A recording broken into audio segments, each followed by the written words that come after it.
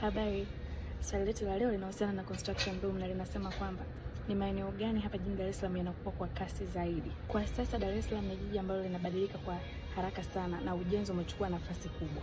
Mfano, Mbweni na Kigamboni ni maeneo ya pwani yenye miradi mipya ya makazi ya kifahari na demand kubwa ya nyumba, sehemu za biashara pamoja na maeneo ya bahari.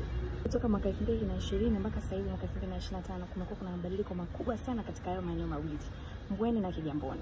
Kumekuwa na ujenzi wa miradi tofauti ya makazi, sehemu za biashara, malls, sehemu za vyakula, sehemu za starehe.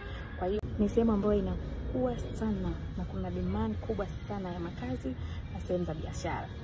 Mbezi Beach na Tegeta ni suburban areas ambazo pia zinakuwa kwa haraka sana.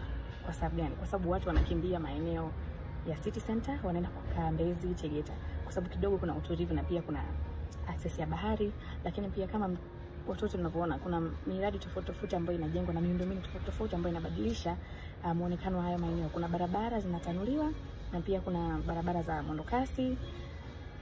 Hizo zote zinasababisha hayo maeneo kukua kwa haraka. Masaki na Oysterbay, haya maeneo yanazidi kuongezeka thamani kwa sababu kumekuwa kuna ongezeko la ujenzi wa apartments, commercial spaces pamoja na office spaces. Jamani, kuna miradi ya apartments ambayo tayari imekamilika na mingine ambayo bado inajengwa, na kuna miradi mingine ya office space ambayo tayari imekamilika, kuna mingine bado inajengwa. Demand inazidi kuongezeka kwenye haya maeneo. Pia kuna ongezeko la sehemu za starehe, mfano restaurants, clubs, hotels, sehemu za beach za watu kupumzika, sehemu za sports.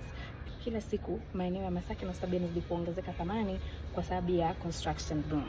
Kigogo na Tabata, haya ni maeneo ya ndani ya jiji ambapo miradi mipya ya makazi ya bei nafuu yanajengwa kwa ajili ya demand kubwa ya wananchi wenye kipato cha kati. Kinyerezi na Ukonga, haya maeneo yamekuwa hotspot sana kwa sababu ya upanuzi wa barabara, miundombinu pamoja na nafasi ya viwanja vikubwa kwa ajili ya ujenzi. Hii inamaanisha nini kwako? Kama ulikuwa unaanza kuwekeza au kununua nyumba, huu ndio wakati sahihi wa kufikiria. Ni kwa nini? Kwa sababu haya maeneo yamekuwa yanakuwa kwa spidi sana tofauti na maeneo mengine kwa sababu ya ongezeko la ujenzi na uwekezaji. Tafadhali, tafakari.